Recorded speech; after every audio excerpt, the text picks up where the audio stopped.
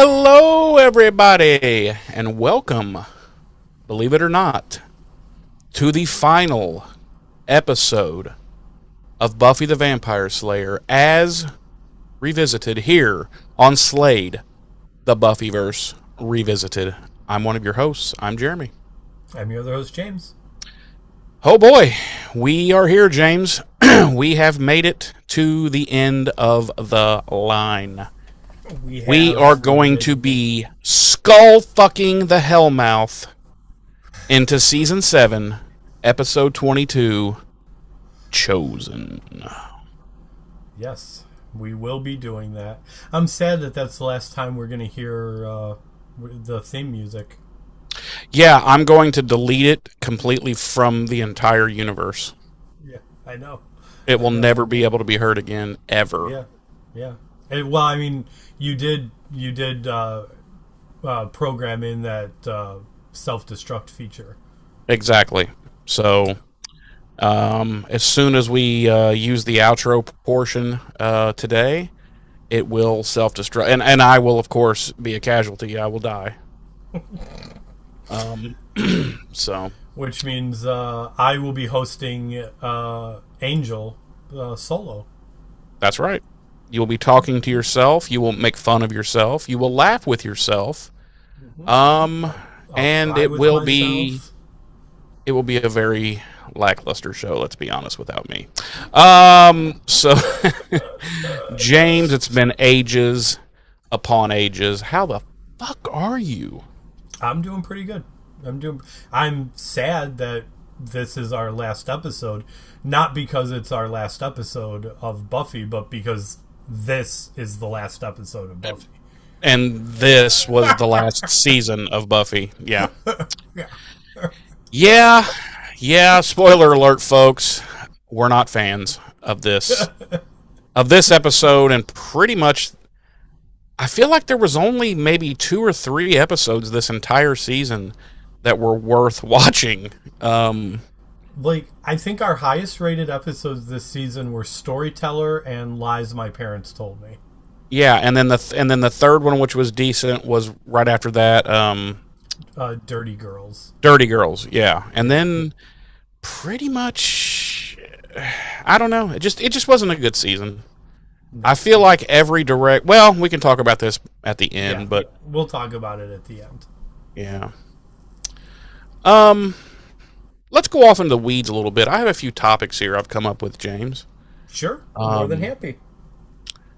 Let's, I want you to picture in your mind, if you will, the perfect movie theater / movie theater experience. What would it be like? I don't have to picture it. Well, yes, so to me, the perfect movie-going experience is the drive-in. Okay. I love the drive-in. Agreed. Two movies for the price of one. The only thing that would make the drive-in better is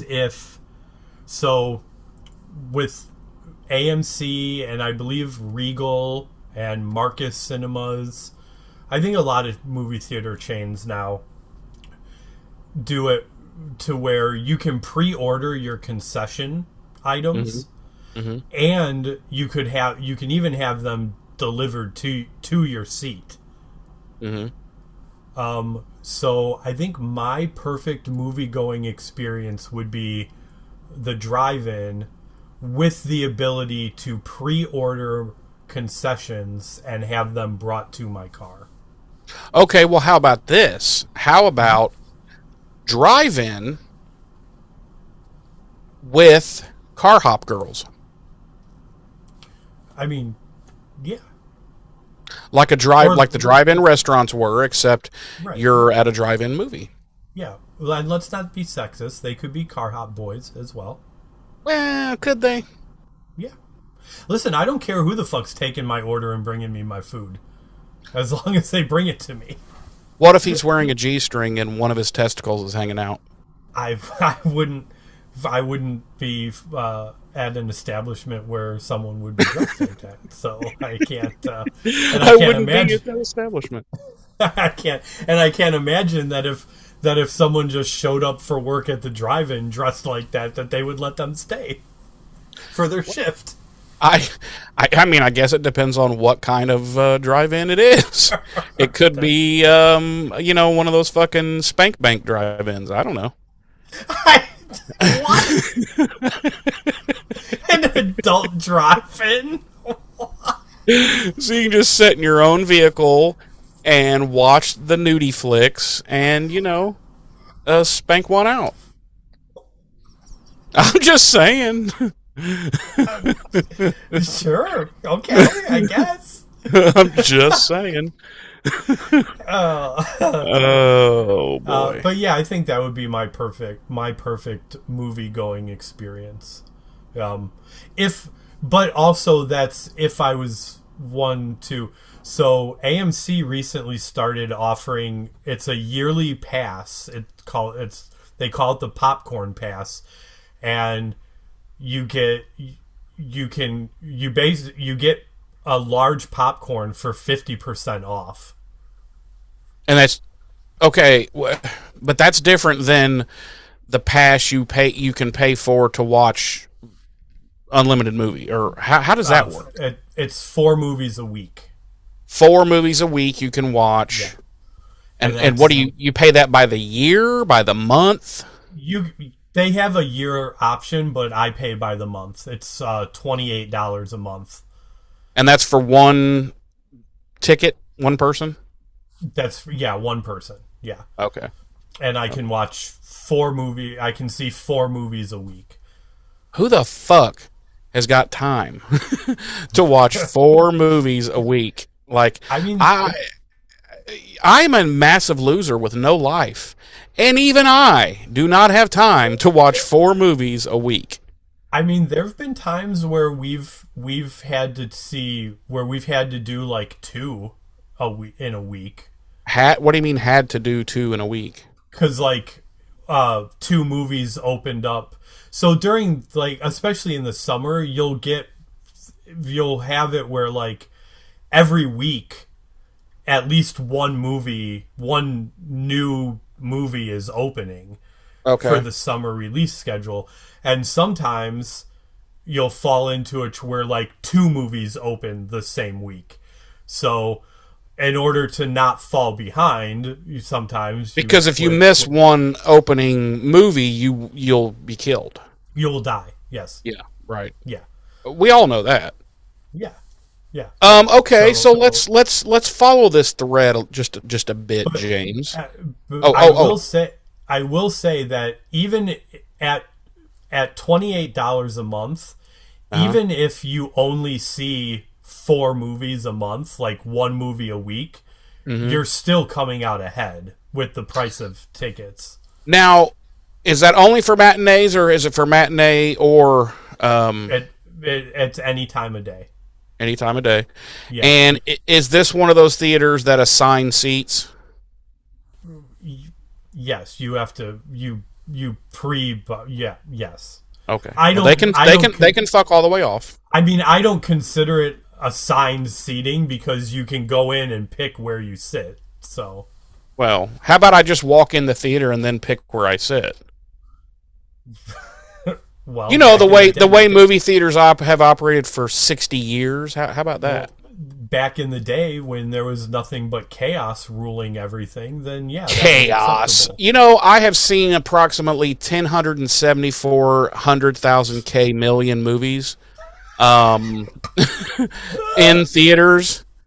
And I'm talking, I have been there on opening nights for Star Wars movies, opening nights for Harry Potter movies, opening nights for all 3 of the Lord of the Rings movies.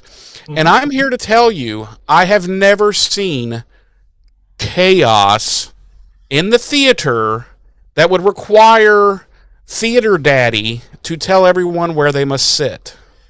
So here's all I'm going to say on it.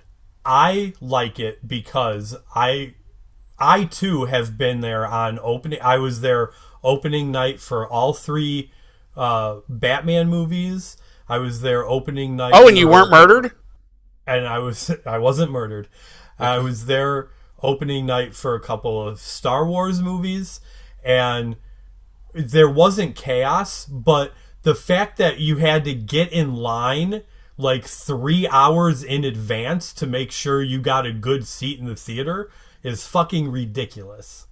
Well, yeah, but that's just the nature of the beast. And listen, And the movie game ain't for pussies.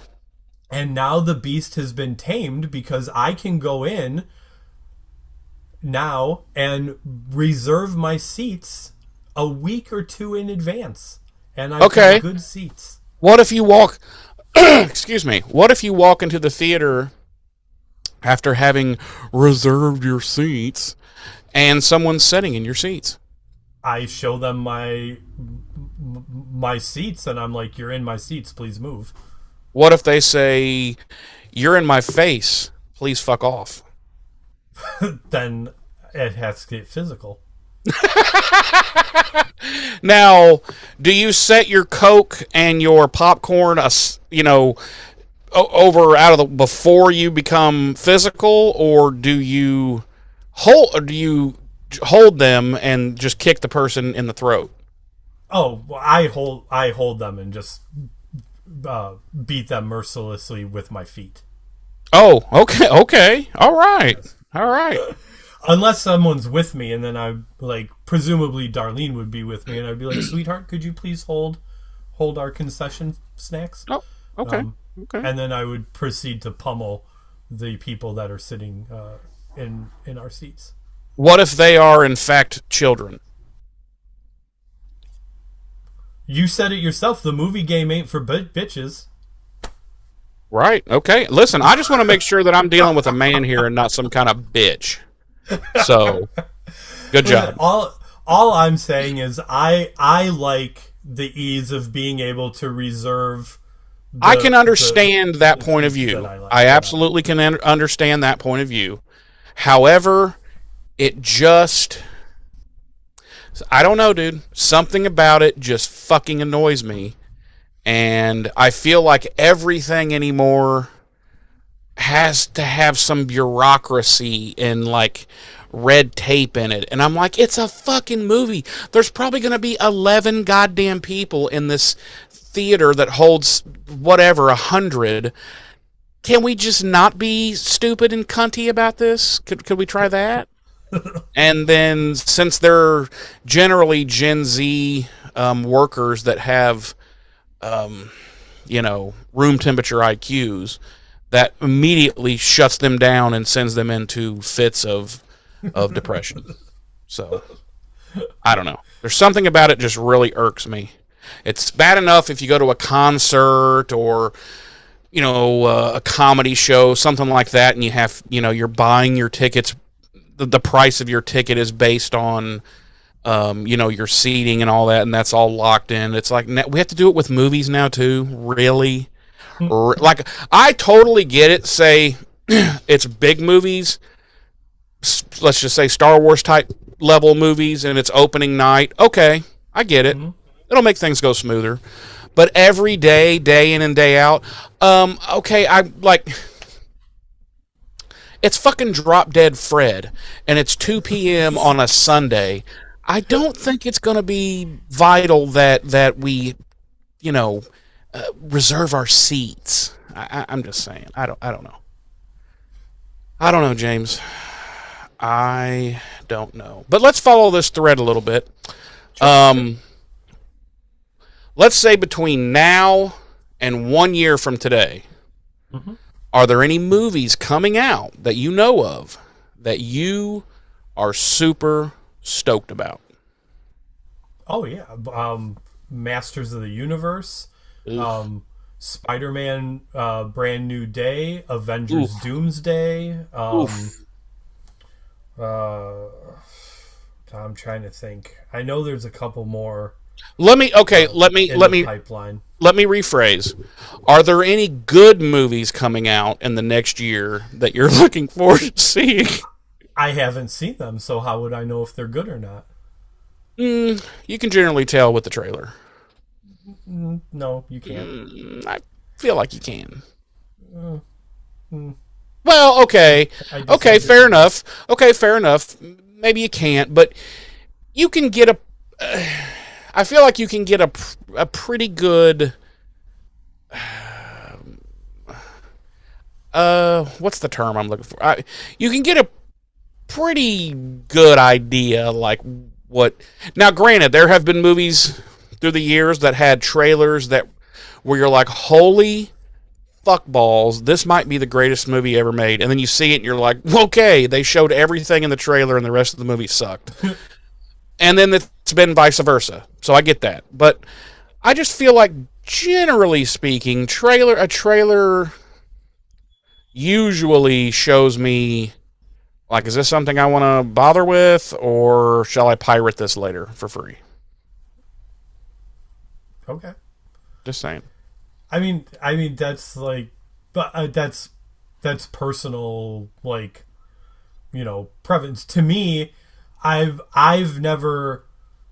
Well, I shouldn't say never, but very rarely do I see a movie trailer and be like, well, that just looks like complete ass. I'm definitely never going to see that movie. Well, no, no, no.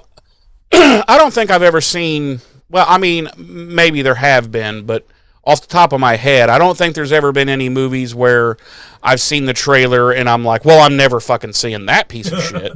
But I mean, there have definitely been trailers where I've seen it and I'm like, ooh, this might not. Like, let's say, a trailer comes out that I've really been, kind of hyped for, and it comes out, and then I'm like, ooh, this kind of isn't what I was hoping for. See, I And guess I guess for me, like, I don't really like, I guess I just don't rely on the trailers that much, like, to determine, you know, how I think the movie is going to turn, like just because we've talked about it, the Masters of the Universe trailer. Like, I it's I know I want to see that movie. So it's not like the trailer came out and I was like, ooh, now I'm not so sure that I want to see that movie. Like, does that make sense? no, Okay. no, no, no, no, it does. Like I said, I don't think I've ever seen anywhere I'm like, oh well, oh, that. Never mind, I'm not watching this now. But there definitely have been some I've seen where I'm like, oh, ooh, that was a choice. That was a choice. Now, I will say there have been trailers where, like, I saw the trailer and I was like, nah, I'm not really interested in seeing that. Not solely based on the trailer, but kind of based on. Well, you've went completely blank, so we can't hear you. I don't know why your shit keeps doing that. You're back, but you're buzzing. A good example would be the Kingsman. Okay. So that trailer came out and we saw it, and I was kind of like, I don't know, that doesn't really look like it'd be that interesting to me. So I didn't see it in the theaters.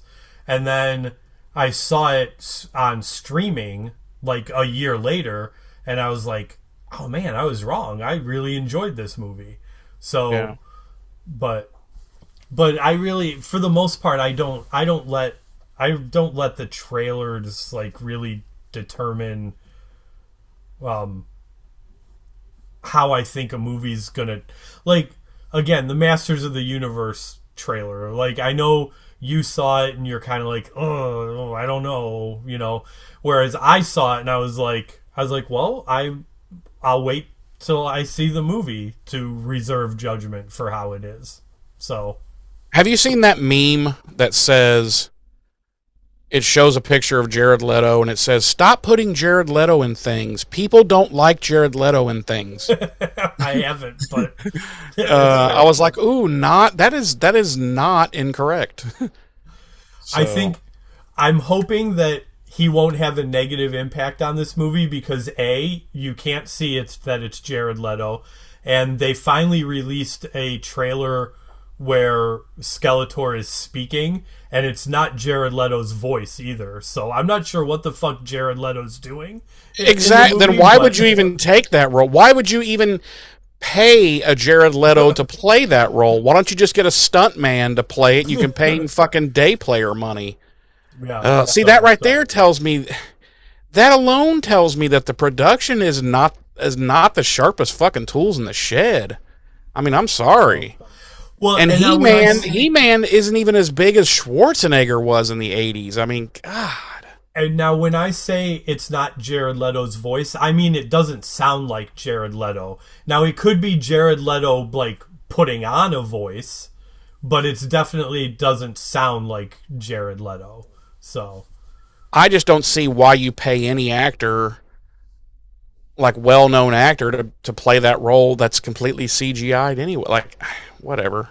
Yeah, they're just not that smart, I can tell already. But anyway, who is the production company behind this anyway? I think MGM. Really? Eesh. Yeah. Yikes. Zeist. Yeah. Yeah, like for instance, I saw you know how much of a Harry Potter nerd I am, and I saw the trailer for the new TV series. Yeah, it's a trailer for Harry Potter. See, I'm not seeing a whole lot that I like. So I saw it and I was like, all right, I'm interested in viewing this. Yeah, well, you don't have any taste, so.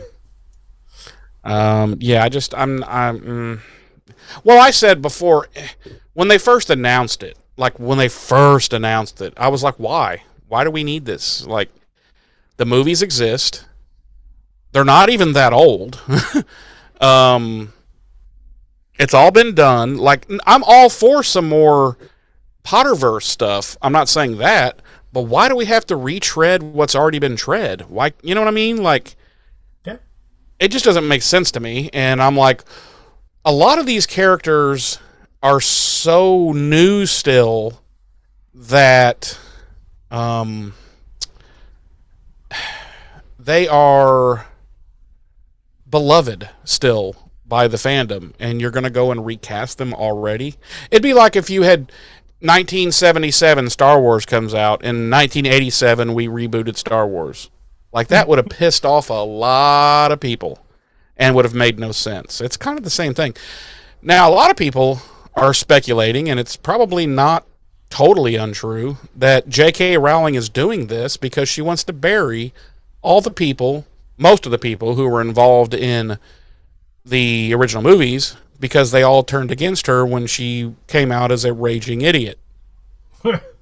And so I thought, well, yeah, that does sound like something that's diabolically cunty. So I don't put it past her for a moment. I don't know. I saw the trailer. I've rewatched it a few times, and Nick Frost as Hagrid. It's basically just Nick Frost as Nick Frost. He's just talking in like this normal Nick Frost voice, and I'm like, and you what? Like, you're Hagrid. He talks like Hagrid talks.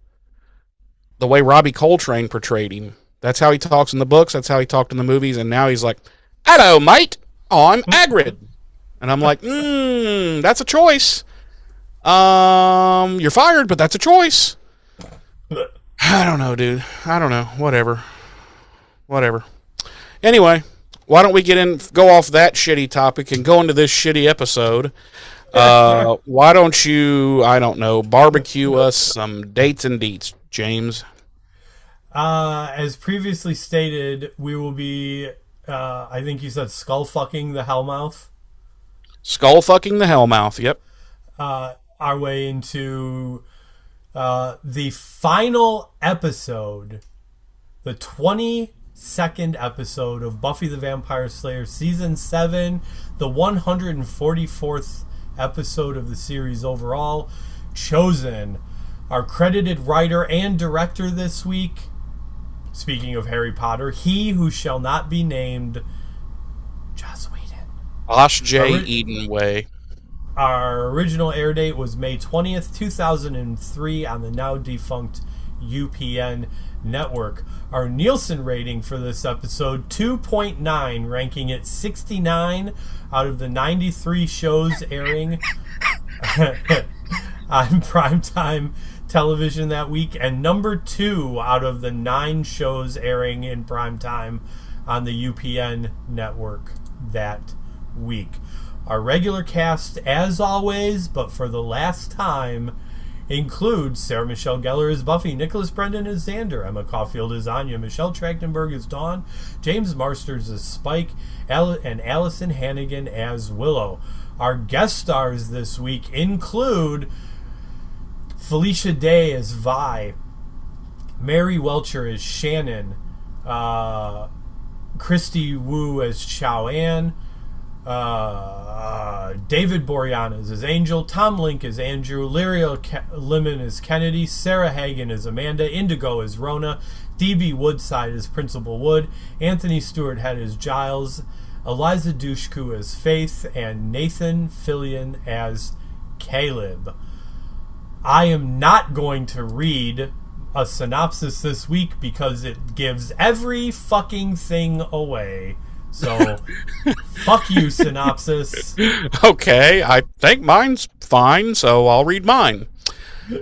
Which reads, Buffy crafts an ingenious plan to destroy the First and leads her friends on a final mission into the Hellmouth itself. Yeah, mine literally gave away what Buffy's plan was and the results of that plan, and Spike and the amulet and what happens there. Yeah, it's Wow. So we open where we ended last week, on a kiss between Buffy and Angel. The kiss ends and Buffy takes a moment to bask in Angel's presence, then proceeds to ask him why he is there in Sunnydale. And Angel says that he's been made aware of what's been going on there in Sunnydale, and knows all about what's happening with the First. And he waits till just now to show up and fucking lend a fucking hand. Right. Well, he's like, it's the First, right? The thing that tried to get me to kill myself, and Buffy lets him know that the First plans are a little bigger this time around, and that it's raising an army, and Angel's getting ready to respond to what he's been told by Buffy, and is promptly knocked out by a not dead Caleb, who is now oozing black liquid from his mouth and eyes. And that's our cold open. Wolf Howl, roll credits. He's also dripping the black stuff from his anus. Yes, he's got... That's that Olestra for you. Yep, anal leakage. So we come back and Buffy and Caleb's fight begins anew. And I'm like, man, what do we gotta do to kill this motherfucker over here? And it's another pretty good fight. He gets a little bit of the upper hand at one point. She gets a little bit of the upper hand. It's kind of a bit of a stalemate, and then an opening occurs, and she swings not a scythe, but an axe, straight up into his balls. And then she just goes, ugh! And it goes straight up, and she has cut Caleb betwixt his butt cheeks. Yes. She has cut that motherfucker in half. Yes. Yes, she has. And if that son of a bitch ain't dead now, I'm out. Angel recovers and jumps up, and he's like, oh, okay, now I'm fucking pissed. Where is that piece of shit? Yeah. And she is looking at Angel, and she looks down and to her right, and then down and to her left, and then Angel looks down, and he's like, oh, damn. And she's like, I'm about fed up with that motherfucker. So he gives her the information that he's obtained, as well as this talisman, amulet, whatever you want to call it. He's not quite sure what it does, but it is supposed to be worn by the champion, someone who is ensouled but is more than human. So he takes that to mean the champion, which is him, and he tells her that he is there to fight right alongside her, shoulder to shoulder, butt cheek to butt cheek. And then she tells him to fuck right off. And she literally says, so here's the thing, Angel. I don't need you, because you're a little bit of a bitch. No. How dare you? She does tell him, she's like, no, I don't want you here. And he's like, all right, fine. Deuces, bitch. And he takes it. He's like, I'm taking that too. And he takes the amulet and he fucks off. She basically says, listen, if I can't stop the first here and now, then it's going to spread quick. Like literally all hell's about to break loose. So I'm going to need basically a second front. And so I need you and your peeps to be ready in case I fail. And he's like, okay, see ya. No, but he's like, do you actually want me to leave because of Spike? And she's like, what the fuck? And so they have to have this conversation about Spike, and he's like, Angel does. It's pretty funny. Yeah, and Angel does bring up a good point. He's like, well, I mean, he's like, bear with me here. It is fucking Spike we're talking about. Right, he's like, throw me for a loop a little bit. Yeah, he's like, when I left, he's always trying to murder you. I come back and he's your boyfriend. Right. Yeah. And she's like, it's different. He has a soul now. And then Angel is like, he's like a 3-year-old, and he's like, I did it first, the whole having a soul thing before it was all the cool new thing to do. Yeah. So basically, he asks about the future and if he has a place in it with her, and she doesn't really know, and she's just a cookie that's baking, and they can just eat her. She starts to say that, and then she's like, that's probably not the best way to describe it. But basically, Buffy says, listen, there might be a future for us together, but it'll be a long time coming, if ever. And he has a pretty cool closing line where he says, okay, well, I ain't getting any older. No. And he just kind of bleeds into the shadows. And I was like, oh, David Boreanaz! And so we cut back to the house. What do you think? Sorry, pardon me while I die. Okay. What do you think it took to get the CW to agree to let Boreanaz pop over to Buffy for a stint?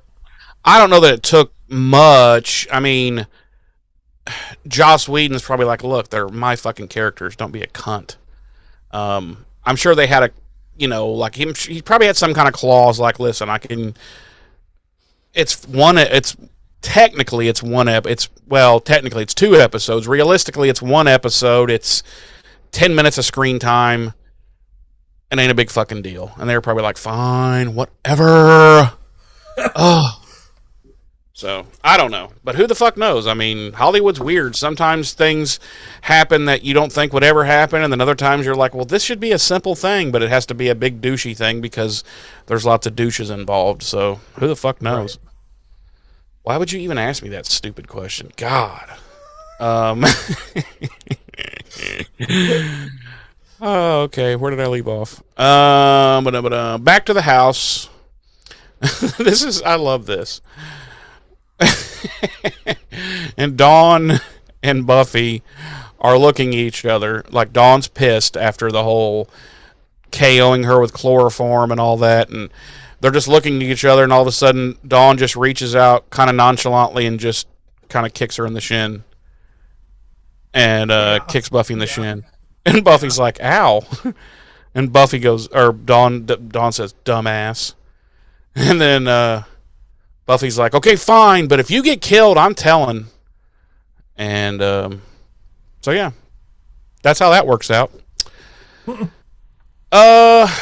Spike's down in the basement working out, punching the shit out of a punching bag that has got a drawing of a caricature drawing of Angel taped to it. It's hilarious. Buffy comes down there and sees that and gets irritated, and Spike's like, so where's Tall, Dark, and Forehead? And she's like, well, Tall, Dark, and Forehead, I mean Angel had to leave. She's like, I swear, sometimes I'm just going to put you two in a room together and let you fight it out. And I was like, oh, let's see that. No. So she's like, I've had enough jealous vampire crap for one night. And he's like, oh, this Buffy, boo. And she's like, that's it, I'm done. And she fucking leaves. No, so she shows him the amulet and explains it to him.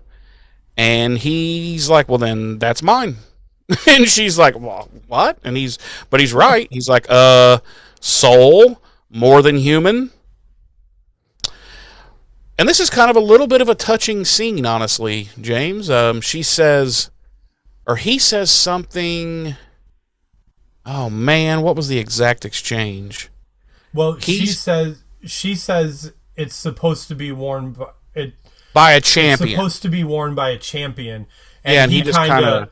And he kind of like shrinks back a little bit, and she walks up to him and places the amulet in his hand, and he kind of like puffs up again, like, you know, like you said, it's kind of touching because, you know, she's in essence saying to him without saying, you know, you're worthy of this. Right.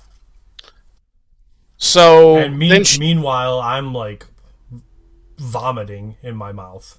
I know, because you're a bitch.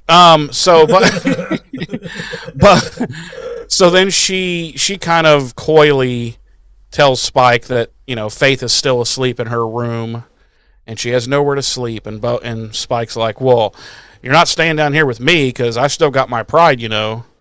And she's like, okay, fine. And she starts to leave, and then he runs and gets in front of her, and he's like, oh, I was just kidding. I don't have any pride at all when it comes to you, so stay here with me. And so she does. Do they fuck, James? That's a question that has plagued the fandom for many years. Really? Because there's another scene in this episode, too, where Buffy comes down, and they kind of stare at each other from across the basement, and then it cuts to the next morning, and everyone's like, ooh, did they fuck? I don't think they did. They did. I'm going to go with whatever you say, because I don't really have an opinion. So I'm going to go with what you say. So they did not fuck. She just stayed on a tiny, tiny, tiny little army cot that's barely big enough for one person. So I'm sure that was a great night's sleep. So later that night, she's unable to sleep, unsurprisingly. And she gets up out of the army cot and paces around the basement. And the first appears as Caleb. Saying, she's kind of unhappy that, Caleb was its lieutenant. And she's kind of unhappy with Buffy for killing it. She's like, but, I've got a horde of undead waiting to, murder you all. And Buffy's like, well, that's nice. And she's like, and once it does, the forces of evil will outnumber the good. The scales will tip in my favor, and I will finally become corporeal. And Buffy's like, just FYI, I've seen the end of the episode, and that doesn't happen. And the first is like, fuck, Joss goddamn Whedon, get in here.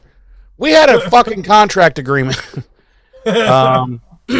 So it then sorry, jeez.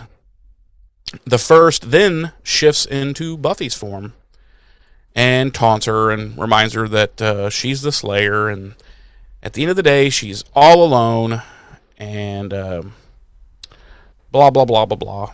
And as Spike wakes up, the first disappears, and Buffy tells Spike that she's realized something she hadn't considered before all of this. And he's like, what's that? And she's like, we're going to win. And I was like, oh, girl! So the next morning, so a few hours from then, Buffy unveils her plan to the rest of the Scoobies. And what is that plan, James? We don't know yet. We don't know yet. Because we come in at the end of her telling them everything. And basically now she's just asking what their opinions are. They're all fucking shocked. It's apparently quite a radical plan. Even Giles says this, but then he grins and he's like, it's bloody brilliant. And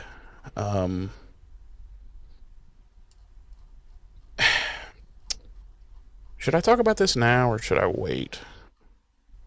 I'm going to talk about it now. Okay. Well, yes, I'll just talk about it now because I might forget about it later. There's going to be so much more to talk about. Okay, we're not going to give away anything yet, as though people watching this haven't already watched the goddamn episode. But still, we're going to respect spoilers here. We're not going to give anything away. But is this plan... Okay, first of all, why... Goddamn, where do I even begin? Fuck, I don't know where to begin. Okay. What would make this plan, this idea, come into her head? It hasn't come into her head before in 7 years. No other Slayer has ever thought of this. None of the Watchers have ever thought of this. But suddenly she's like, well, that must totally be possible, right? Well, I can just get Willow to do a spell, and it'll just make that totally possible. Well, I think the not a scythe is a big part of that. I don't think Willow would have been able to do the spell that she does without that. Okay, but at what point of anything they've discovered, because they still don't know shit about this scythe, not really. So okay, within the episode, the implication is supposed to be that the first says something to her in that meeting that makes her think of this. What that is, I have no fucking clue. Because, again, bad writing. Yeah.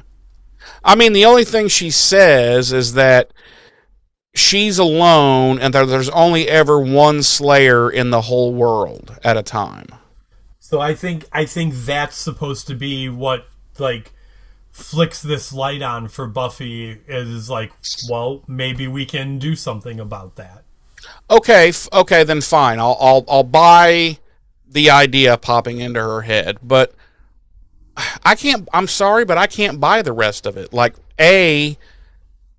like, they don't know anything about this, not a scythe. Like, why would they look at that and go, I'll bet that'll make this radical, insane idea possible? And what did Willow grab a fucking a book, a magic book that's like, how to do this thing you need to do?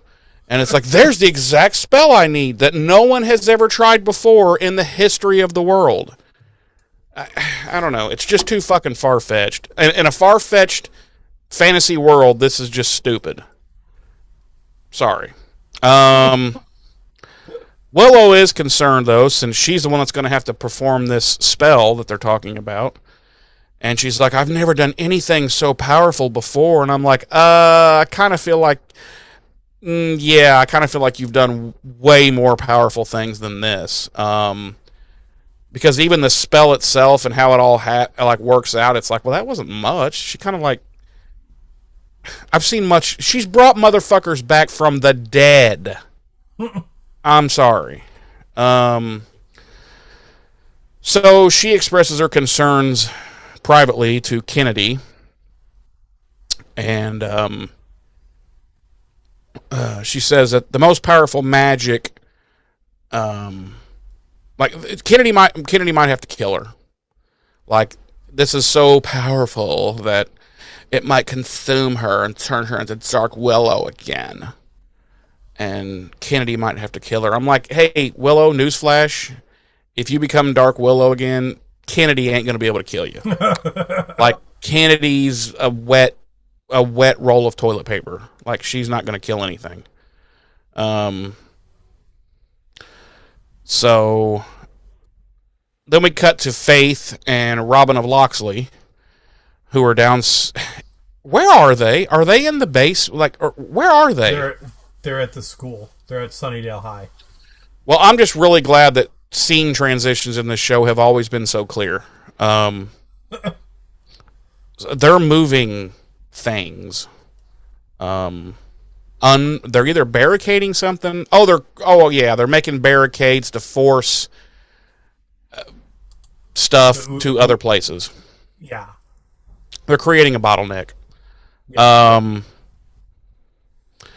Of course, Faith is being very Faith and dismissive of their tryst, of their horizontal mambo, and he's like, "Well, listen, it wasn't all that, sister. Let's not be silly now." And she's like, "Oh, hell no!" And she starts undoing her pants, and she's like, "We're going again."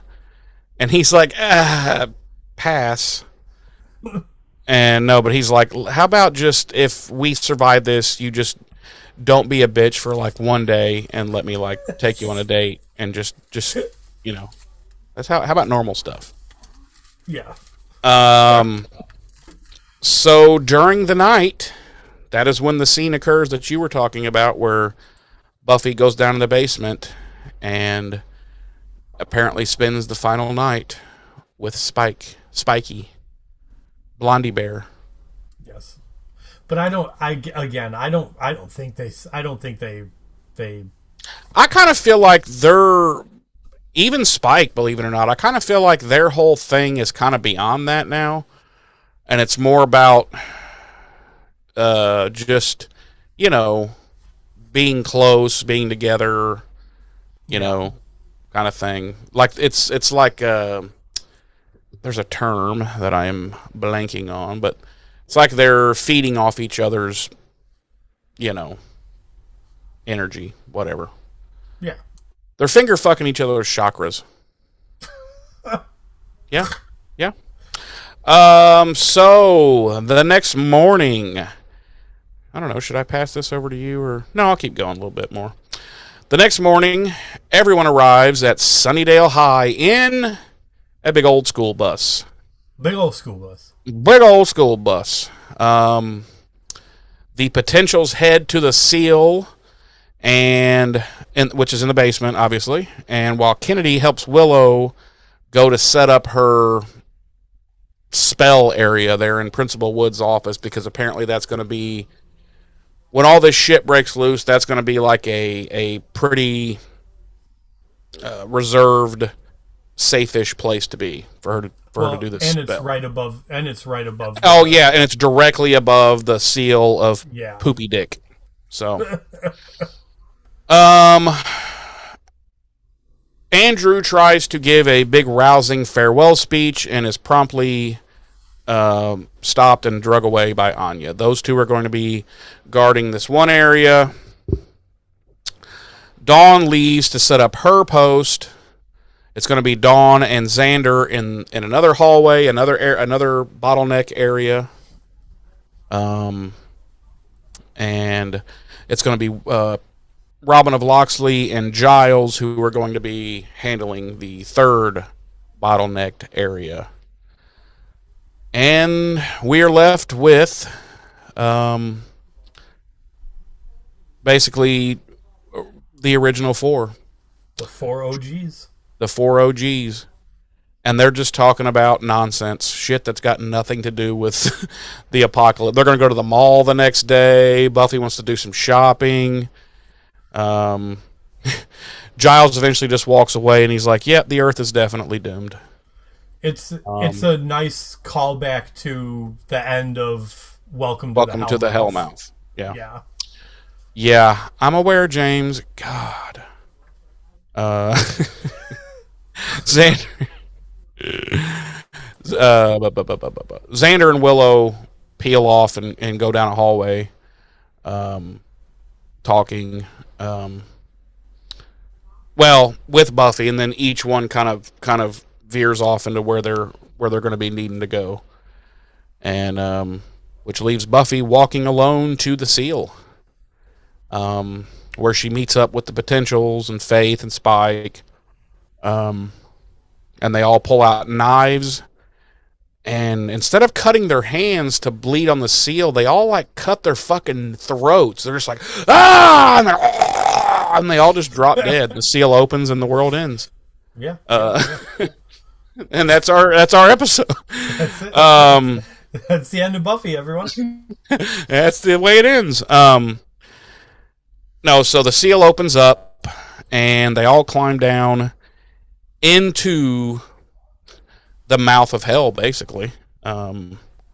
Still in our plane, our dimension, but right there on the cusp of hell. And they go to kind of a precipice there that looks down into just this sea of Uber-Vamps. And Buffy says something like, we better back up before they see us. At which point they see them. And this absolute sea of Uber-Vamps come flying towards them. And Buffy's like, come on, Willow, let's do the damn thing. At which point we cut to Willow and Kennedy in the principal's office. And what is happening there, James? Willow, as you said, and Kennedy are in the principal's office, and Willow's sitting on the ground with the scythe before her. The not scythe. And she begins chanting, and she puts her hands onto the weapon, and it and her start to glow. This bright white ethereal glow, and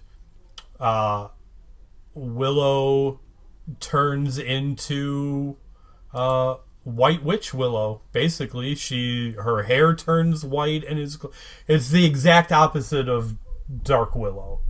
Right.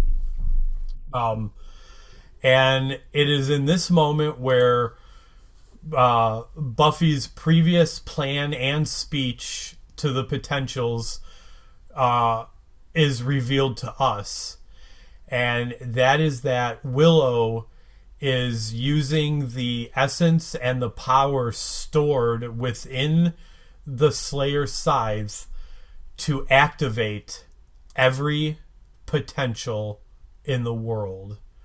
Any girl that could be a Slayer will now be a Slayer.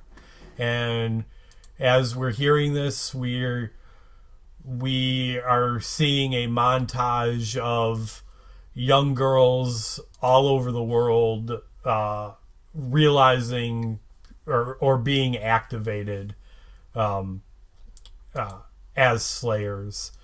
Um, and um, so uh,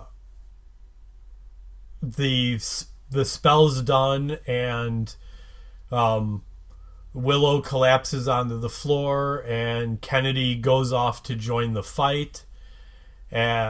Along with Well, the well, science. well. Okay, go ahead. First she tells Willow, "You're amazing," and Willow says, "And you're now a Slayer." Yeah, I was gonna skip that because fuck them. And Kennedy says, "You're a goddess." Oh, that's yeah. You're a goddess. Yeah, you're right. You're right. Ugh. Um, We love. By the way, we love Kennedy here on this show. yeah. We're gonna Um, start a whole new show following the fictional future of Kennedy that we make up. can you imagine? So Kennedy was spoiler alert. Kennedy was one of the survivors at the end of all of this, Mm-hmm. and like I was gonna talk more about this uh, when we finished up, but so there were several spin-offs considered over the course of the final season. Yeah. And one of them was a like Slayer Academy spin-off that would have featured, newly activated Slayers being trained by a newly formed Watcher Council. And like, can you imagine if one of those had been Kennedy? If we'd gotten another show featuring Kennedy, I feel like, and I could be wrong. I would have cut. Well, yeah. How many rings would that have given you? Well, you're the one that cuts rings. I Oh, that's just right. That's right. That's right. Um, I kind of feel like by the end of this, I kind of feel like they all got it that Kennedy just was a swing and a miss. Yeah, I mean, if they were paying attention to any of the fan message Yeah. boards or anything, that they had to know. Yeah. So. Um, so yeah, she runs off with the scythe to join the fight, and we meet up with everybody else fighting off the Uber-Vamps, and of course, part of that montage of all the potentials around the world being activated did include our potentials down there in the fucking Hellmouth. And No, it would have been suddenly, even no. It would have been even funnier if none of them have gotten activated, yeah. and they were completely wrong. They had completely mislabeled all of them as potentials. So of course they're whooping ass, and um, so at one point Buffy pauses to give some orders, and she gets run through Fucking impaled, James. by one of the Uber Vamps with a sword. Yeah, And which is another thing. Why are these Uber Vamps using swords? bro. We're going to talk about how stupid this. Yeah, yeah. So she collapses to the ground, and Faith runs over um, to see if she's okay, and Buffy gives her the scythe and tells her to hold the line. And as Buffy's lying there, she sees several of the newly activated Slayers being killed, including Amanda. Now is Amanda's the one that's like was super skinny and kind of Yeah, goofy. The one that went. Okay, okay. yeah. Um, So then we cut back up into the halls of Sunnydale High, and a few of the Uber Vamps have made it up there, and they start attacking the um, group, and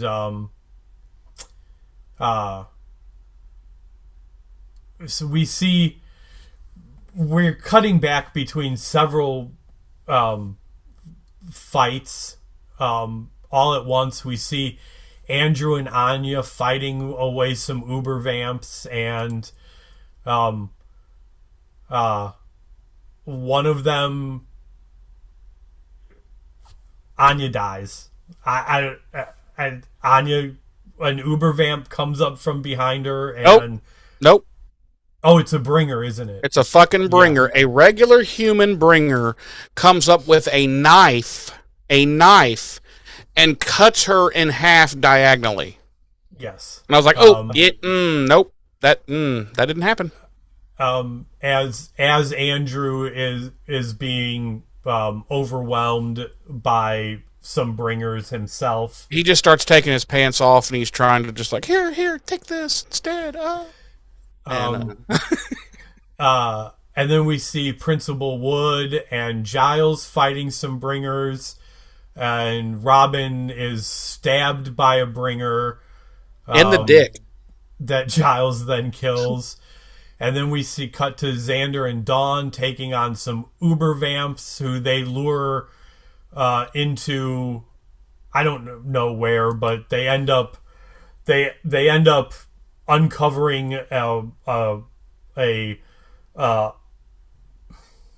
skylight, and the Uber-Vamps, of course, dust in the sunlight. So then we cut back to the Hellmouth, and the First has now appeared to Buffy in the form of Buffy, and she's taunting her and mocking her, and she's like, "Mommy, this mortal wound is getting all itchy," which I thought was kind of funny. And she kneels in front of Buffy and is like, "You pulled a nice trick. You came pretty close to smacking me down. What more do you want?" And which point Buffy fights her way to her feet and tells the First, "I want you to get out of my face. Get the fuck out of my face." And Buffy is now has a renewed fight within her, and knocks some Uber-Vamps back into the Hellmouth. And at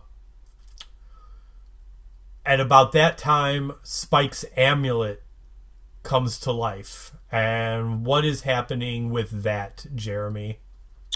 Fire. There's a giant fire the amulet creates the ultimate Uber fire that we have been discussing since season 1. Everyone catches on fire. All of our fires have led to this moment. The Uber fire. No, it is illuminating what appears to be like a thick laser of like pure sunlight, apparently. And it's every like group of Uber-Vamps or what have you that it passes, it just melts them immediately. It starts shooting, creating giant holes above them into the aboveness. And it's just destroying everything. And the ground's shaking, shit's caving in, the whole nine. And so Buffy starts getting everybody out of there, back up up and out of the fucking the seal, up into this, get up, get all the fucking way out, get to the goddamn bus. So that's what everybody's doing. They're like, fuck the dead, leave them there to be buried.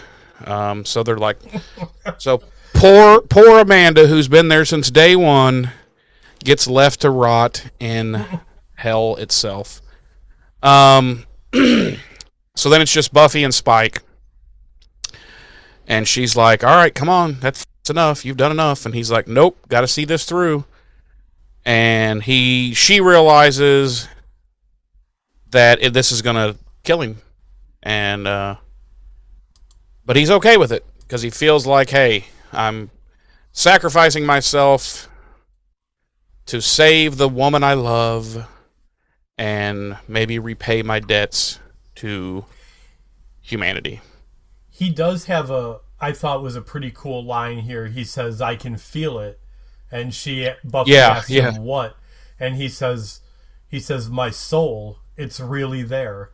But yeah. I thought that was I like Yeah, that. and then what's he say? Like, and it itches, or it's burning, or something Yeah, like that. it's kind of itchy, yeah. Yeah, yeah. Or no, he says stings a little. There you go. That's what he says. Um, and then she realizes that she can't talk him out of it, and she also realizes at the same time she needs to let him do this, to take care of the Hellmouth once and for all. So she like locks hands with him, and she finally says that she loves him. And he says sadly, "No, you don't, but thanks for saying it." And she's like, "Okay, deuces." And she leaves. I liked this too because I think it perfectly encompasses the Spike Buffy relationship for the last 2 seasons. Like, you know, and it was nice to see Spike finally recognize that, like, no, she doesn't love me. Like, I don't know though, dude. I really don't know, because there are times in both of the last 2 seasons where I'm like, I think she does and just won't admit it. no. You're just saying that because you're a fucking angel, Mark. So fuck off. Oh, fuck. Where did I leave off? Oh, obviously. So she leaves, and the I'm just calling it sunlight because I don't know what the fuck it is. The energy keeps coming out of the amulet, getting bigger and bigger, and he dusts. Spike is no more. However, the chain reaction he has started is pretty much destroying all of Sunnydale. Boy, oh boy, James, and here's the part that really fucking annoys me. Well, in fairness, there have been several things that have annoyed me so far in this episode, but this one really gets my cankles. So everybody comes pouring out of the school, all the survivors, I mean, and they're all piling up in the bus. Xander's yelling for Anya, who's nowhere to be found. Dawn makes him get out of there. Faith is the last one onto the bus, and the bus pulls away. Andrew informs Xander that Anya was killed. And he says, "But she died saving my life." Which is a fucking lie. Which is not even... In fact, her back was to...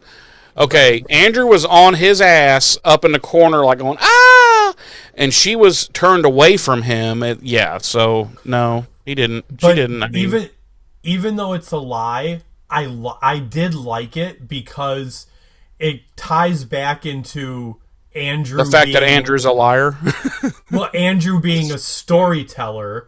And yeah. Andrew knew that that's what Xander needed to hear. Yeah. Because so Xander says... I liked it. Xander says, "Well, that's my girl, always doing the dumb thing." Yeah. And I'm like, really? All the history you guys have together, and that's your line. That's what you have to say. Like, okay, whatever. So the bus takes off. Boom. I mean, all of Sunnydale is literally collapsing. It's almost like a giant sinkhole has opened up around all of Sunnydale, and Sunnydale is just collapsing into a fucking meteor crater, basically. And the bus is hauling ass out of town. No one at any time asks about Buffy. Where's Buffy? Did Buffy make it? Is Buffy dead? Is Buffy in the hole? Nobody says anything. They're just hauling ass out.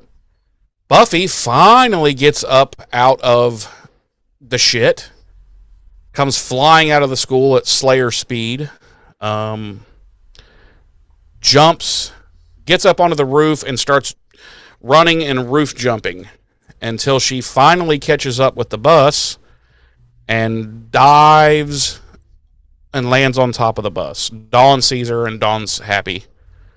And the bus gets out of Sunnydale just as it finishes collapsing into itself miles into the earth. And then they're like, okay, stop the bus. And so they do. Everybody gets off, and actually, this is where Andrew tells Xander about Anya, but whatever. So Faith is looking after Robin of Loxley, who appears to die while she's talking to him. But then he gasps awake, and he's like, surprise, I'm an immortal, and I've come for your head, and he pulls out this fucking... It's crazy. It's crazy. No, but yeah, he comes to... He's not dead. Kennedy, Vi, and a few of the others are working on the other kind of wounded Slayers and stuff, and the rest join Buffy outside while they're all looking down into this giant fucking miles-wide crater, which was once Sunnydale. Giles is like, how the fuck did this happen? And Buffy just says simply, Spike.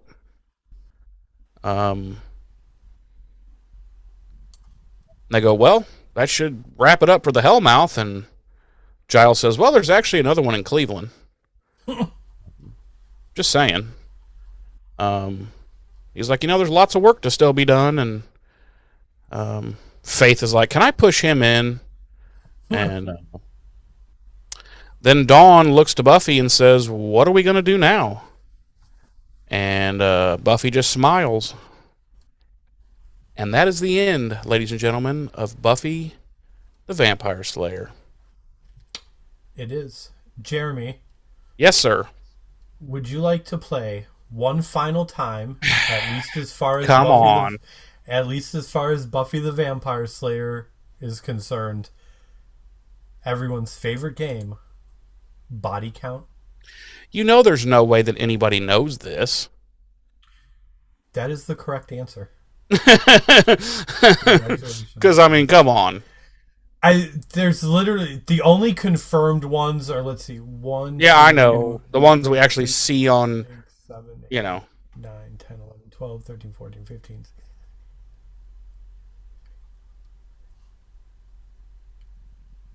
There's only there's 31 confirmed kills in the episode. Yeah. But yeah, with all those Uber-Vamps, who fucking knows? Yeah. Our music this week, and for the final time, for Buffy the Vampire Slayer, series composer Little Bobby Duncan. BD! With recap, Angel and Buffy kiss, finishing off Caleb, Angel leaves, the necklace. The first visits Buffy, Buffy's plan, The Chosen, Willow and Kennedy. The night before, Off to War Part 1, The Old Gang, Off to War Part 2. The last battle, Every Girl, a Slayer. Slayer victory, The Final Fight, and the War Against Evil. Jeremy. Yes, sir. Would you please tell me and our lovely audience one final time for Buffy the Vampire Slayer, on our sliding scale of 1 to 5, how many series finales do you give this episode? I want to give it a 1, James, quite frankly. You know what? I am going to give it a 1. Fuck it. I'm giving it a 1. It's that bad. It might have gotten a 2 if it weren't. This is not only a season finale, it's the series finale. Yeah. It's it. So it's getting a fucking 1 because it's that goddamn shitty. It's ass. It's pure lactose intolerant ass. Um, Everything about it is stupid. There's nothing redeeming about it. It shouldn't exist. It's dumb. It's dumb from beginning to end. Um, the whole plan to turn that's fucking dumb. They don't know anything about this. Not a scythe. Why would they think, oh, I'll bet if we use a little mecha lecca high mecha hiney ho on the scythe, we can make all the slayers be slayers? And it's fuck off. Where did that even come from? This isn't even. If this is something that, say, maybe they have been doing since like episode 1 of this season, like, I bet there's got to be a way to do this, and worked into it, and then they finally discovered a way that it might be possible. Okay, but they just think of this with like 20 minutes to go, and I'm fuck all the way off. And then, let's destroy all of Sunnydale and close the Hellmouth. I mean, whatever. It's dumb. Nobody seems to give a fuck about Buffy, whether she died in the fucking butthole of hell or not. And they're just racing out of town like, fuck her. The only redeeming thing in this episode is Spike's, sacrificing himself. Because Anya doesn't even get a sacrificial cool death. She's just standing there and some dude cuts her in half with a fucking steak knife. I'm like, fuck off. That's... I could be here all day for at least another hour dissecting this scene by scene and how fucking stupid it is. But it might be one of the worst episodes of the whole season, and for me. And it gives me the fucking sour belches. So it can fuck all the way off. And Joss Whedon can also fuck all the way off. And that's all I'm going to say about it, James. So for the final time, James, why don't you tell me and our lovely audience, on a scale of 1 to 5, how many popcorn farts do you give this episode? It's a 1. It's a 1. I had considered bumping it to a 2, because of Angel being in the very beginning, and then Spike's sacrifice at the end. But man, I just don't fucking care enough. No, the rest of the episode is so bad that you just don't care. Yeah. It's just a bad episode. It's what a shit stain to end this series on. I mean, and it just honestly just upsets me even more now that the Buffy sequel series got canceled, because they would have had to address some of this at some point. Yep. And I'm sure they were looking forward to it. I'm sure SMG and what's her name? I feel bad. It was going to be the showrunner, just won the Oscar. I don't remember. Okay. I'm sure she's a mega fan, which is why she wanted to do the whole project to start with. I'm sure that they were looking forward to addressing at least some of this stuff and trying to make it a little more palatable, 23 years later. But, yeah, I don't know that there's anything you can do for something this bad other than just be like Highlander 2 and just be like, oh, no, that doesn't exist.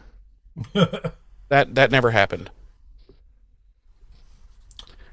I don't know. Yeah, but I mean, I don't think you could have done that with the new series with this. No. I mean, hell, they were calling it New Sunnydale. I'm just saying, I think this episode and this season were so bad that the only real way to fix it would be that that doesn't exist. Oh, yeah. That didn't happen. Right. We're retconning that right the fuck out. This entire season has felt to me that everybody in creative, I'm not talking about actors, I'm not talking about directors, I'm talking about writers, showrunners, producers. it has felt to me like UPN renewed them for a seventh season, and they all went, "Fuck, really?" Yeah. Yeah. Do you ever throughout this season? Did you ever get the feeling that at certain times they were trying to shit in our mouths?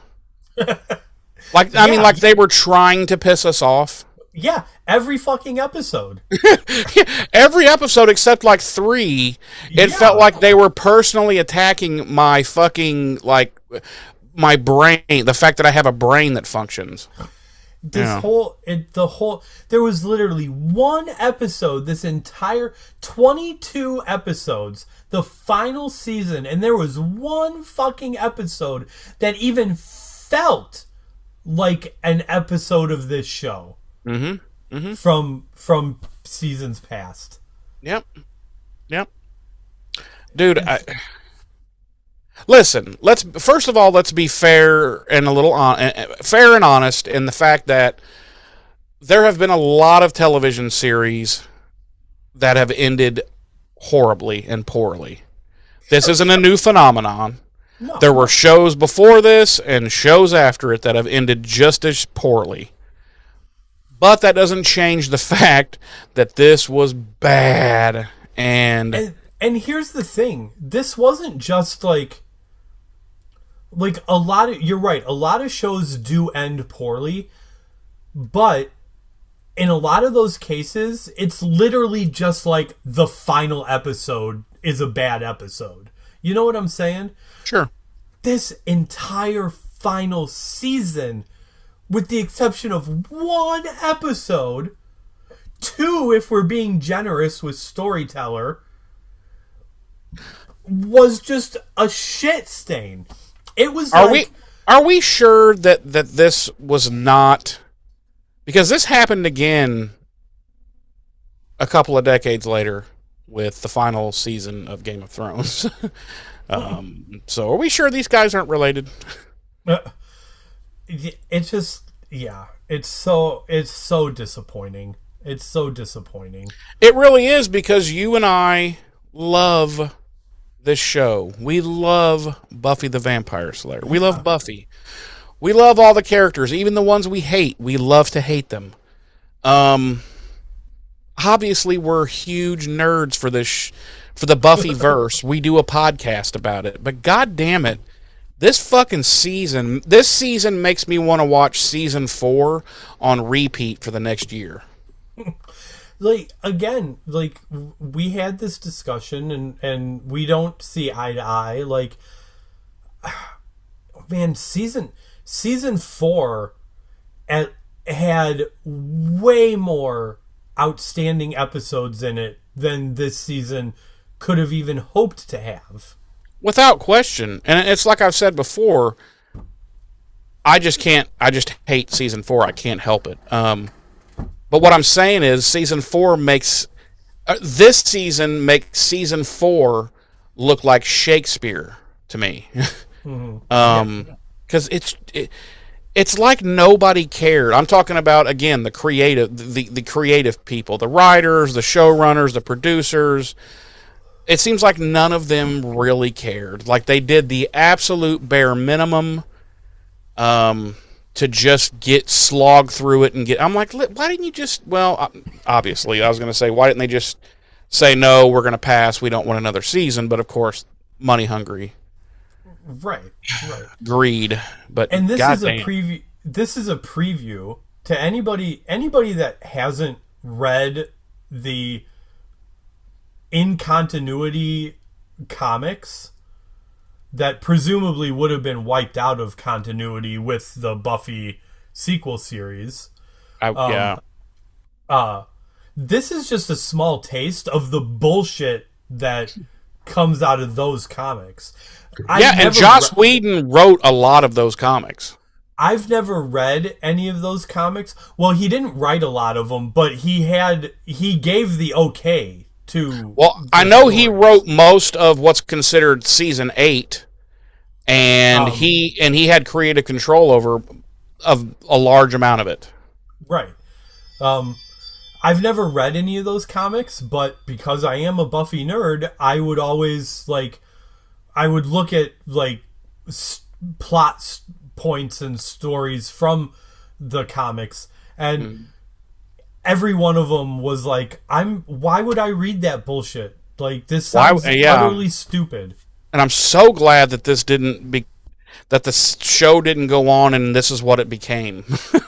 Because it's like a bad fever dream that's like a bad writer had while he had malaria or something. I don't know. Like, this is just so disappointing to end on this note. And it would be more palatable if the entire season had been okay, and then we just had a bad finale. Like, all right, like I could, yeah. But no, again, this entire season, with the exception of one episode, was like I sharted in my pants and then wiped my ass with my shart covered underwear. Or you sharted in your pants at work at the beginning of the day, and you just had to live with it the rest of the day. Right. So yeah. Instead of doing the smart thing and taking my underwear off and throwing them in the trash and going commando all day. Because at that point the poop had already leaked through onto your pants too. So you were screwed. Yeah, it's to save it. I feel like we've pretty much said what needs to be said. It was a horrible season and a horrible finale, but it doesn't change my overall opinion that Buffy's one of the best shows of all time. I love it. I always will. It does mine. I will never watch another episode of Buffy again. The entire show is tainted. And you, in fact, quit, whatever that was, and will not take part in Angel. I quit the Buffyverse. Good luck doing the next 4 seasons of Angel, and give me a call when it's time to do Highlander. Season 2. I'm going to sit out season 1 of Highlander too. No, because I had your woman. Yeah, it's just, man, so disappointing. Yeah. It was. James, I would like to... First, I'll extend my condolences on this sad ending to what is otherwise a great franchise, a great show. Yes. Before you go on, let's talk briefly about... Well, we've touched on it a little bit. Let's talk briefly about a couple of the potential spin-off ideas that were being bandied about. And how we feel. I only know of one. Well, there was the Slayer Academy. Okay. I didn't know about that one. Which would have featured the bunch of newly activated Slayers being trained by a newly formed burgeoning Watchers Council. Mm-hmm. I'm glad that never came to fruition. Yeah. There was a potential. There was talks of a Spike Faith spinoff. That's the one which would have essentially been Spike and Faith tooling around the country, helping people. I told Darlene, I was like, imagine Supernatural, but with Spike and Faith set in the Buffyverse. But Eliza Dushku put the fucking kibosh on that immediately. Right. She was getting ready to film the pilot for True Calling, and B, she has said since that she wasn't interested in keeping on portraying Faith.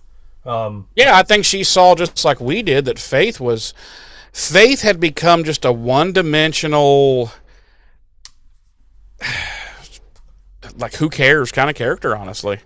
And that's a shame. Because that's what the Buffy writers did to her when they brought her back on for her stint this season. Because over on Angel, totally different. Yeah. Once she came back to Buffy in season 7, it's like, why? Why did she come back? She doesn't do anything. She's not needed. She's totally wasted and turned into a one-dimensional puppet. Like, who, you know. Now, all that being said, how would we have felt about that spinoff? Would we have watched it? Do we think it would have been any good? Of course, I would have watched it just because it's Buffyverse, but I don't think that would have lasted more than a season. I really don't. I don't think. Yeah. I think Angel was the only other character strong enough to carry his own Buffyverse show. Period. Okay. As much as I love me some Spike, as much as I love Giles, nobody else had the. They just didn't have it to pull off their own show, not long term. That is the other spinoff I want to talk to you about, and I guess apparently you didn't know about this. There was discussion about doing a limited run Giles spinoff. Is that the one where but it would have been a different person, right? Because they were going to go back and do the Ripper when he was young. Nope, that was something that's been considered in more recent years. Oh, okay. This would have featured Giles going back to England, and it basically would have been a monster of the week type show. He would have been back in England, and he would have been it would have been more ghost stories, I guess, as opposed to demons. Oh, okay. For my understanding of it. I think that could have worked. Well, it's okay to be wrong. Listen, if that were on the BBC, that's where Whedon was pitching it on the BBC. Oh, well then it very well could have likely worked. That would have never flown in America, especially after, but like everybody would say, this is boring. We had all this awesome demons and slaying with Buffy, and now blah, blah, blah, blah. You know how fucking stupid Americans are. Right. So, I think that show would fly better as more people have started watching BBC shows. Mm-hmm. I think that show would. At the time, I think you're right. I don't know that show would have flown back then, but I think within the last 10 years or so, as BBC shows have become more popular over here in America, I think something like that could have been something that would have worked well. It's possible. Because I'm talking like, Doctor Who is huge over here now. It took 40 years. But that's what I'm saying. Within the last 10 years, the BBC and BBC shows have become way more prevalent over here in America. Yeah. So that's all I'm saying.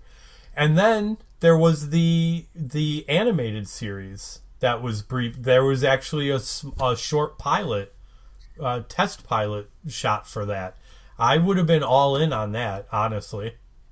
I don't want to comment on whether it would have been successful or not. I don't know. 2000, early 2000s, I don't know. I know watching animation these days is a lot more common and normal for over 12-year-olds, but back then I don't know. I mean, yeah, we had the Simpsons, and I don't know. I'm not going to comment on that part. Me personally, it just wouldn't have done it for me. It wouldn't have given me the Buffy fix. It just wouldn't have. I need to see. There are certain things that I need it to be live action. I just do. And that's Buffy's one of them, and it wouldn't have done much for me, especially because, the vast majority of the actors would not have voiced their characters. And actually, everybody had agreed to come back and voice their characters except for Sarah Michelle Gellar. Well, there you go. She's the one that matters the most. So now we got to hear this chick that doesn't even sound like Buffy I don't know. listen, everybody, I'm hard on movies and TV shows and stuff like that. So for me, not interested. Yeah. So, but I don't know. It could have been wildly successful for all I know. I don't, who knows? That's all. James, I want to extend my my thanks for 4.5 years ago agreeing to do this podcast with me and riding with me, riding or dying, all the highs, all the lows, and just being a good friend. I want to thank you for that. I appreciate that. And all I will say is remember all of that come contract negotiation time. Listen, I'm not the one that's got the purse, okay? No, I appreciate that, and yeah, I agree. I also extend my thanks to you for taking me seriously when I reached out to you and was like, I saw you're interested in doing a podcast. What were you thinking? Let's talk about it. Mm-hmm. Yeah, and because I mean, listen, it's no secret. We've talked about it enough, particularly this season. Like, doing the podcast has led to some really big changes in my life. Yeah, that's true. I hadn't even. Yeah. Like, I mean, just to start out, the basic level, it's anybody that listens or watches knows we've known each other for a long time, you and I. Mm-hmm. Mm-hmm. But I think doing this podcast together, as cheesy as it sounds, it brought us closer. Well, yeah. I think up until doing the podcast, we were kind of just I think we were more than acquaintances. Yeah. But we weren't like super close friends or anything. Right. We weren't like chummy. Let's put it that way. Yeah, no. We weren't chums, no. It was mostly, like some Facebook stuff every once in a while. Sure. Occasionally some butt stuff. Right. Okay, which is listen, that's amongst friends, Right. But yeah, doing the podcast as that definitely has brought us closer together as friends, and then obviously over the course of doing the podcast that led to Darlene and I, which has completely changed my life. And now look, we went from. But in the middle, okay, acquaintance, friend, we were in the middle there. We went from that to now we're almost related. Practically brothers, yes. Yeah, so. Yeah, and meeting Darlene has changed my life in the best Mostly bad ways? No, the most profoundly best ways possible. So yeah, I mean, it's... You're welcome. I planned it all out. Yeah.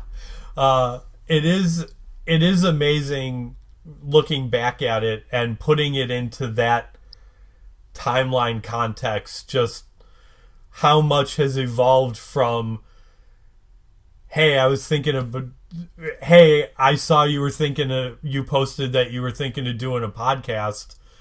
What did you want a podcast about, to just where everything is now. So yeah, because I literally just put on Facebook, man, I've always loved podcasts. I've always wanted to do a podcast, so I'm thinking about doing one. And everyone else told me to fuck off, and you messaged me. Right, I messaged you, and I was like, I said, I'm sorry. Who are you again? Who are you again? And I was like, I was Duncan on WBS. I was Duncan, and I was like, you were like Roy, and I was like, how dare you? How dare you? Roy? So yes, I return those extended gratitudes and thanks, um, for everything, the ups, the downs, the highs, the lows. It's been a ride. We finally got to the end of this particular portion of the ride, Which took and way too long. But, dude, we were like floundering children that had not a clue what the fuck we were doing. yeah, We put way too much on our plates. yeah, Yeah, but hey, listen, at the end of the day, we finally found a perfect fucking recording schedule that we works did. like a charm. Yep. We're probably going to knock out in real time, folks, like in actual recording real time, we'll probably knock out the last 4 seasons of Angel in like 6 months in actual recording time, which is 6 months compared to 4.5 years. I mean, there you go. So, Right, right. but and that's really only 6 months, considering taking like a small break in between recording sessions. I mean, realistically, yeah, we'll have it knocked out in 4 months. yeah, yeah. No, But so yeah, it's become once we finally got this new schedule down, which we started in, was it season 5? season 5, yeah. Yeah, that 5, 6, and 7 just for at least for us just boom. Yeah. It was quick. And so that leads me to my next point, which is just in case you missed it I don't remember if it was it was 2 weeks ago. I think I talked about it. This isn't the end, folks. We still have 4 seasons of Angel to cover. Because as I said 2 or 3 weeks ago, whatever it was, we have already done the first season of Angel. And it is in our archives. If you go back and look, it was in tandem with season 4 of Buffy. Yes. We were trying to do a double drop a week. An episode of Buffy on Monday and an episode of Angel on Wednesday, and that burned us the fuck out. Well, I don't know. I think James was doing okay, but it burned my ass out. So, anyway. So, yeah, the first season of Angel is in the bag, so... but we still have seasons 2, 3, 4, and 5. Yep. And we will be doing those beginning, guess what? Next week. Next week for There will for be no you all. downtime. Yeah, for you guys it's next week. For us it'll be in about 6 weeks, something like that. Yeah, about a month and a half. Yeah. So, with that in mind, join us next week where we will be jumping into season 2, episode 1 of Angel, Judgment. Yes. And James, We will be judging our way into... we're gonna be very judgy about it, quite frankly. Very judgy. Cool, yeah. Do you have anything you would like to say to wrap up this absolute last episode of Buffy the Vampire Slayer? No. No, I do not. I gotta be honest, I don't either. I think we've said all that needs to be said, so thank you. Oh, I guess I should mention our website, BuffyRevisited.com. You can find a link to our YouTube page where you can watch this very podcast at this very moment, right now, right here. Don't try and figure it out. Your brain will explode. Yes, and you will have anal leakage. Maybe. Yeah, it's possible. Also, our email, BuffyRevisited@gmail.com. Feel free to reach out and touch us. And listen, in an inappropriate way is okay.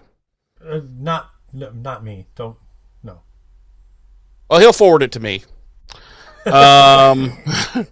So, yeah, next week, Season 2, Episode 1 of Angel, Judgment. I have been one of your hosts, and I am honored to be so. I am Jeremy. I'm your other host, James. Ta-ta.